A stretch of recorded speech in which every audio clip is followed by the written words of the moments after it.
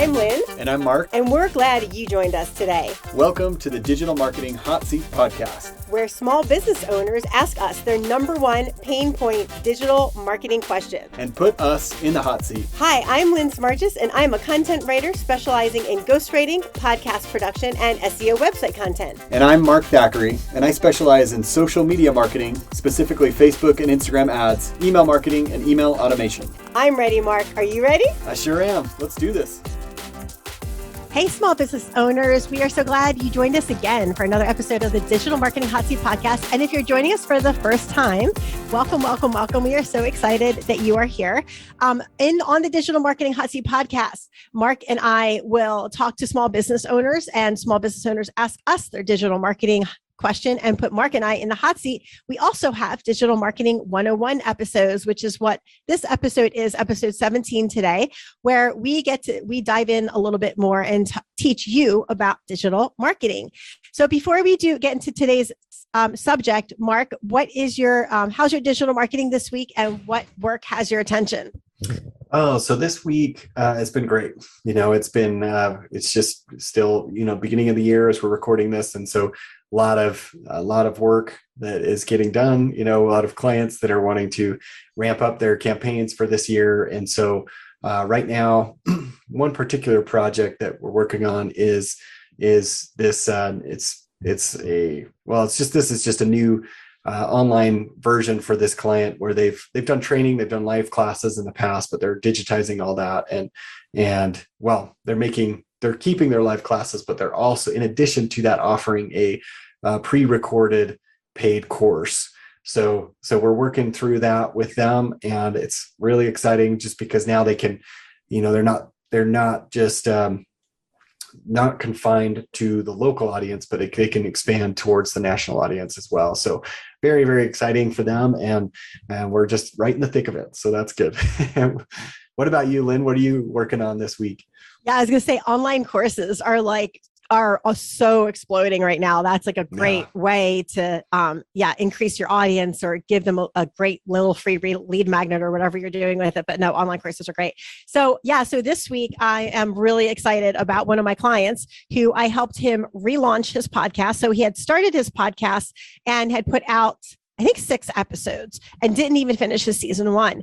And and he only had it on one podcast player. So I took his podcast, helped him relaunch the whole entire thing. We built a whole production schedule, season 1, season 2, did his show notes and content and blogs for him and quote cards and all this stuff. So now we are going on to so he put it on pause for a bit. So we're finishing up season 2 and we're heading into season 3. And not only is it cool because I'm doing podcast production with him, but this particular client, we are taking his podcast and turning it into a book, which is one of my favorite things to do. So I'm really, really excited about taking his podcast content that he has that I've created for him, helped him create, and turning it into a book for him, because having a book on top of a podcast really solidifies you as an expert in your field. And it's a really great way also to get your word out to more people who may not listen to podcasts as well. And if they do and they find your book, then they can listen to your podcast. And if they found your podcast, they can buy your book. So that's cool. It's kind of like a really great, two-way sales funnel. But I'm super excited about that client for sure.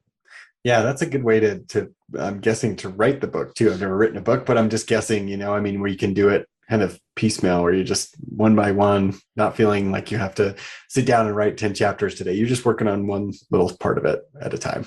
Yeah. And the great thing is that I actually have done workshops on how to turn your podcast into a book. And it's not, it's easy in a sense where you don't have to create all the content yourself, but obviously it's still writing a book. But it's great because you can use a lot of your podcast content in different chapters, depending on, what your topic's about and everything. But it's a really great way to repurpose your podcast content into another great, funnel or pitch, or just if you just want to do a book, or, if you're a speaker or whatever. So, and if you're a speaker, having a book is a no-brainer. Yeah, absolutely. Absolutely.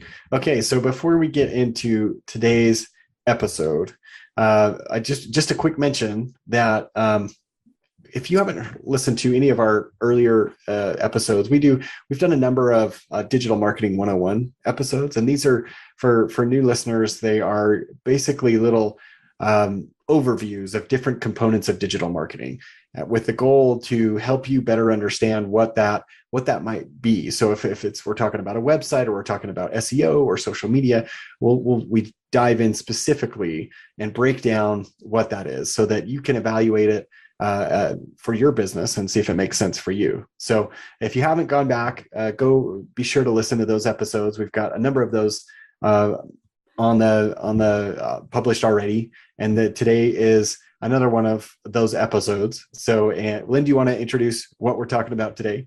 Yes, I'm super excited about today because our topic today is something a lot of my clients are completely confused about and don't understand actually how simple it is, and is what is a digital marketing plan? So some people actually, it's really funny. I was talking to somebody else on Instagram asking if they wanted to do a cross promotion for my travel gluten-free. And I said, would you be interested in adding that to your digital marketing plan? And she said, what is digital marketing? So I was like, maybe not the person I need to work with. But the whole point is that a lot of people don't know how simple you can make a digital marketing plan and how easy it is to start one, and that you don't have to have this whole huge, crazy thing built out from the start. You can start with it, making it really, really simple. So I'm super excited about today's Digital Marketing 101 episode. Yeah, it is. It's so, without a plan, what's the quote? If you fail to plan, you plan to fail, and I think I don't know if that's entirely true with business. I think there's people that just don't make plans, but they're still successful, but I do think that taking the time to create a plan is going to get you where you want to go a whole lot faster. Yeah. And the other thing is that a lot of people are like, well, I don't have time to make a plan. But what they don't realize is that making a plan actually saves you so much time, because you're not just like, oh, what am I doing this week? And then just pulling stuff from wherever. If you have a plan, even if it's a very simple one, it saves you so much time, because then you can just go in there, implement your plan. Like if you sit down once a month and just do that, if it's either by yourself or you need some help and you contact Mark and I, it's so easy to just put together a very simple plan. Yeah.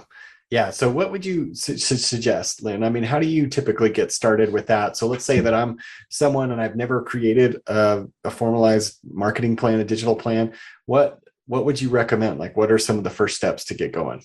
Yeah. So before I talk about the steps, I just want to talk about what a digital marketing plan is really quick. So all a digital marketing plan is a basic calendar. And I just literally have a calendar on a Google Doc that I created in a table. So for the year, and I just make a copy of that and change the dates for the next year. So all a digital marketing plan is a calendar that you say, what digital marketing advertising are you going to do on that day? So maybe Monday, it's a social media post. Tuesday, you're posting a video to your YouTube channel, and Wednesday, your email's going out at 7 a.m. in the morning.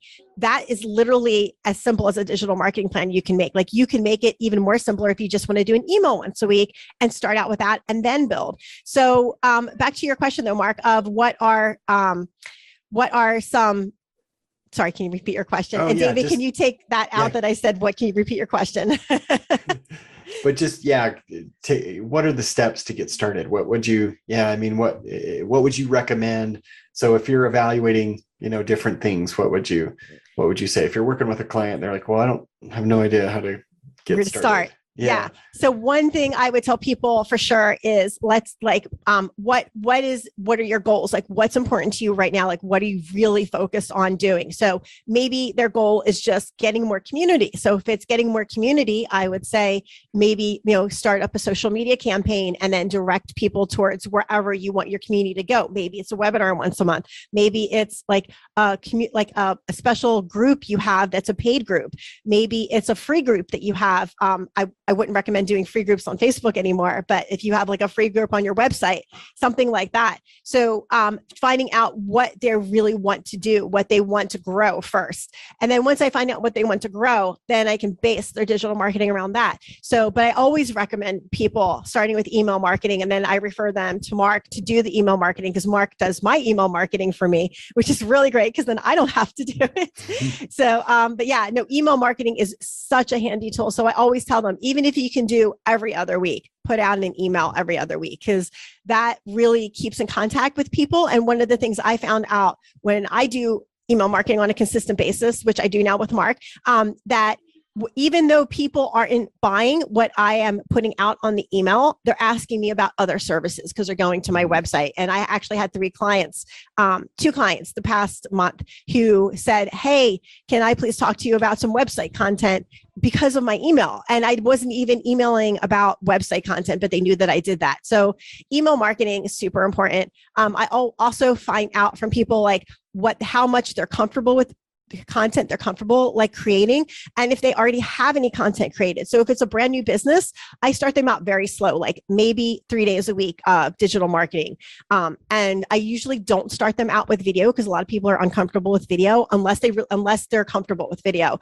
And a lot of people, another thing I recommend too is people batch things out. So like sit down one day and make 4 to 6 videos. That way you have them covered for the whole month and you don't have to sit down once a week to do it. Because like for girls anyway, once we get all our hair and makeup done and it takes us a half an hour to an hour to do that, it just makes sense to do it all at once. That way you're not spending more time doing your hair and makeup and looking good and all that stuff and getting your lighting fixed. So you just do it, batch it out, and it saves you so much time because if you have that plan, you know what topics you want to do for your videos, you just batch them out and then you're done. So that's one of the things I love about digital marketing. And digital marketing plans are really important for some of the reasons that we mentioned. But Mark, what are some other reasons you think digital marketing plans are important besides being a time saver and besides just knowing what you're going to do for the month for your digital marketing? Well, one way I look at it too is it's a great way to test to see what's working. I mean, it's something to it's like a hypothesis. You create an educated guess on what you think is going to work to draw in more clients or to draw in repeat sales, whatever your goals are, like you mentioned. And then you test that. You run some different campaigns. Maybe you're doing social posts. Maybe you're doing email marketing. Maybe you're writing content and blog posts and videos. And you put that out there. And then you start to monitor and evaluate, are these, is this producing the return that I'm hoping it will produce, and then it gives you something to start with. It's kind of the baseline, right? And so, because if you're not doing that, then you're just guessing, and that's not a good place to be in, especially if you're trying to scale your business, if you're trying to grow it, maybe add more employees, add another location, whatever your long-term goals are. If you don't have a system, if you don't have history, and it's going to be very challenging. You're going to end up spending a lot of money that you don't necessarily need to, and a lot of time trying to just guess your way through the process. But I look at it as kind of this experimental testing lab as well, something that will ultimately produce some serious dividends as you start to recognize which actions are providing the biggest bang for your buck, in terms of client revenue and things like that. So it's a great way to just get started. And like Lynn was saying, it doesn't have to be this massive, business plan or 7-page document or anything like that. It can just be as simple as a little sheet that you mark down, a little calendar, and you say, I'm going to do this day, this day, this day, an email today, I'm going to do a blog post tomorrow, whatever the case may be. But start small so that it's sustainable, and then just monitor your progress, and that's going to give you so much insight as to, okay, are these people reacting or responding? Are they engaging? What are they doing when they learn of this content? And like Lynn said, sometimes it's going to be a little tricky to point directly at. I mean, Lynn mentioned that some of her emails, although they didn't necessarily generate a sale right there for that particular product or service, people would, because they're staying top of mind with that business, they'll contact her. I mean, they'll remember her and be like, oh, I need to talk to Lynn about that. And that's what's cool. It's just as you stay in front of people, and that can be email. Email is a very effective way. It could be social posts. It could be a text or call. Then you will start to see things happen. You start to see whether it's a sale, whether it's a referral or something like that. Things will start to fall into place. Yeah. One of the things I often get from clients is they always ask me like, what works? It's like, well, it really has like 80,000 variables. But one of the things amazingly I found that worked for me, for you, which I would never have guessed in a million years is on my social posts. I have some social posts with a black background and some social posts with a white background, because the white, the black, and the blue are three of my main colors for my brand. And one of the things I realized on the stats for LinkedIn, especially, is that anything with a black background was getting more views, likes, and posts and like comments than the stuff on the white background. And I'm guessing it's because people are using like the dark mode more. And so the black background shows up, I guess, is more prominent on it. But anyway, yeah, that's one of the things I found from looking at the stats on my social media, especially LinkedIn, is that the black background was getting more likes than the white background, which so interesting.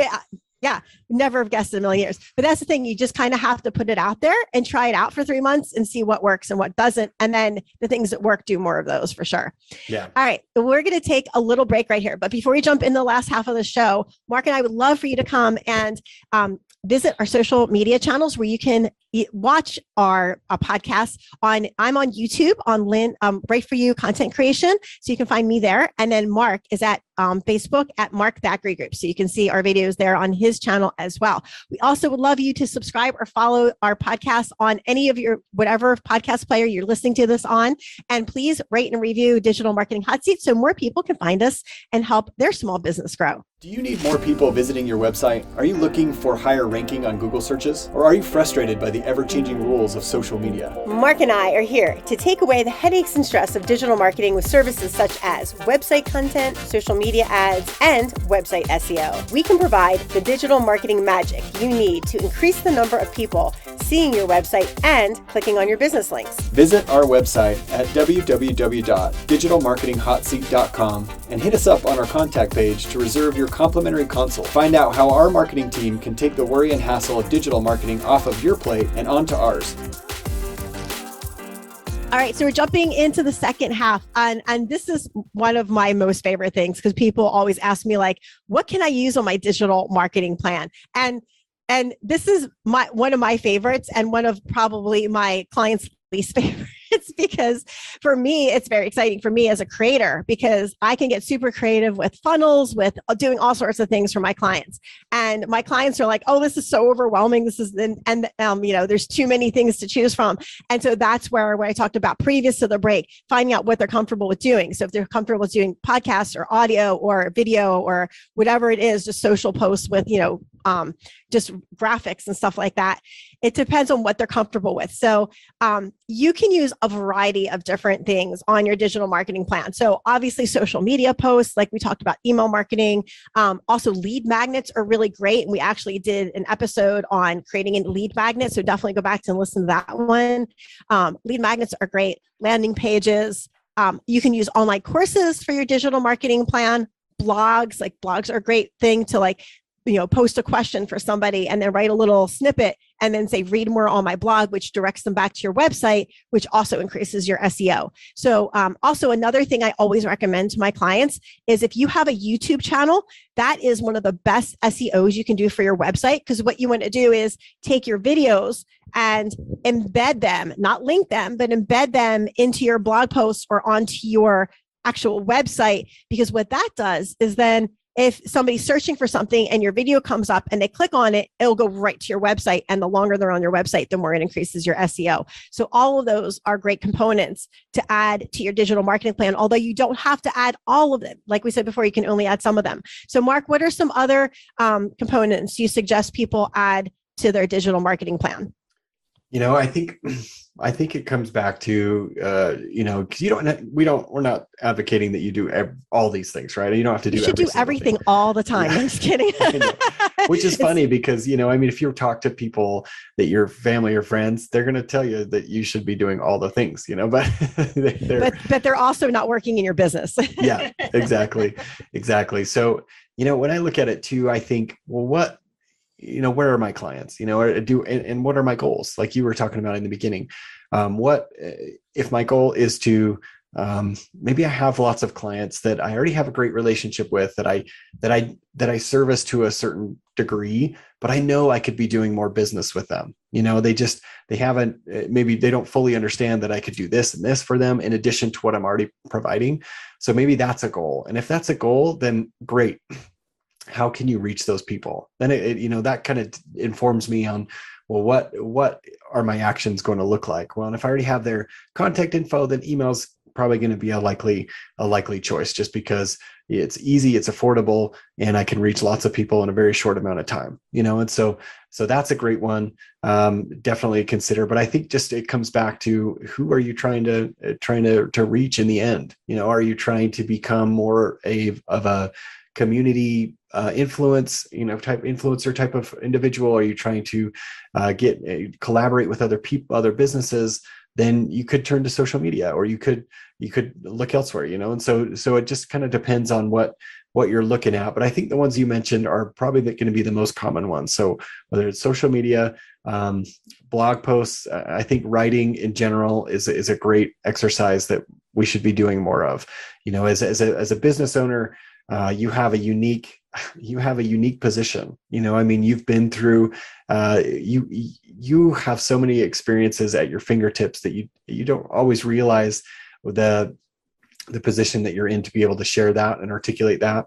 Because as people that are going through similar experiences, that are looking for a solution, they hear about your experience, your personal experience, then it's going to build instant trust and credibility. And so I think if you're able to articulate that, and if you're not a writer and you just flat out won't do it, then Lynn is a great person to talk to, because she's great at that. So that's something I think that you could consider as well. But I think all those provide different opportunities for your business. Yeah, for sure. And one of the things too, I wanted to mention while we're talking about digital marketing plan, when you see these businesses that have the huge funnels and all this other stuff, most of the time, these are businesses that have either A, been around for a while, or B, at a minimum, have a team of people to help them. So if you're a small business owner like Mark and I are, and we're like wearing all the hats, or, you have like a couple people, contractors helping you, don't feel bad if you don't have a huge digital marketing plan, because a lot of times companies that do have those really big marketing plans have a bigger team behind them, or they have, they've been around for many years and have been developing that plan. So I just wanted to let people know that, because a lot of times we want to do more, but we can't always do more, and that's okay. Just scale it back to whatever is manageable for you. And if you need to also hire someone, you can talk to Mark or I about helping you with your digital marketing as well. Yeah. And one thing I'll mention too is just that, when you're putting together some of the content, specific content, then just, if you're unsure on where to start, think back and go through, what are the common questions that you get all the time, from new clients or prospective clients?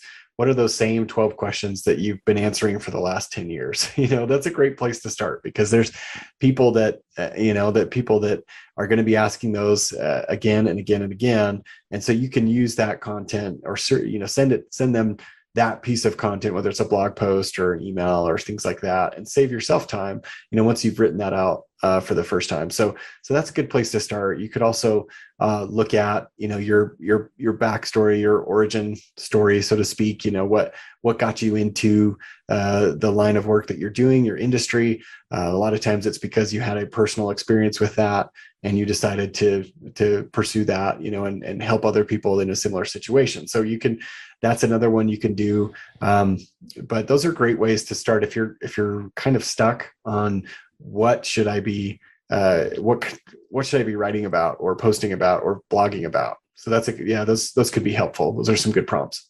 Yeah. And another thing to do, which I tell people, is that you don't have to have a different topic every week. It's actually better to stretch it out to get to more touch points for people. So maybe your biggest question, if you have 12 questions, you can take each one of those questions, and one question you do your digital marketing campaign on each month. And so that way you get more exposure. Or you can even take one question and do your digital marketing campaign around it for 2 months or 3 months if you want to extend it out. So there's no hard and fast rule on how long you do it. But for me, planning my digital marketing plan, it's much easier if I can take one question or one topic and do it over a 3-month period, or a 2-month period, or a 1-month period. And then that way, it's much easier for me to put out my digital marketing content, because I can also do more over a longer period of time. And sometimes I switch out, maybe I'm going to do more social media posting, maybe I'm going to do more email, or whatever it is. So you can also do that too, and play with it and see what works. And that also helps as well. Cool. So awesome. So Mark, what are we going to have? What should listeners expect in our next episode for the Digital Marketing Hot Seat podcast? Yeah. So our next 2 episodes, we're talking about how to spring clean your current digital marketing plan. So today we talked about, setting one up and creating one if you haven't done so already. And the next 2 episodes, we'll talk about, okay, now that you've had a plan, you've had a chance to go through some of it, what are some things to look at to make it even better? So we're excited for those ones. Yeah, I'm super excited for that too, because that's one of the things is like when you have something and then you kind of let it go, but then you re-pick it up, it like makes you feel so invigorated about your business again. I love doing that. All right, friends. And if you're listening to this podcast and you have any questions about digital marketing, make sure you reach out to Mark or I by visiting our website, www.digitalmarketinghotseat.com. We're so glad you joined us on today's episode. Tune in each week for a new digital marketing hot seat question from a small business owner just like you. And if you're interested in being a guest on our podcast, go to digitalmarketinghotseat.com and fill out our interview form. And remember, make sure to like and subscribe to the Digital Marketing Hot Seat podcast on your favorite podcast player.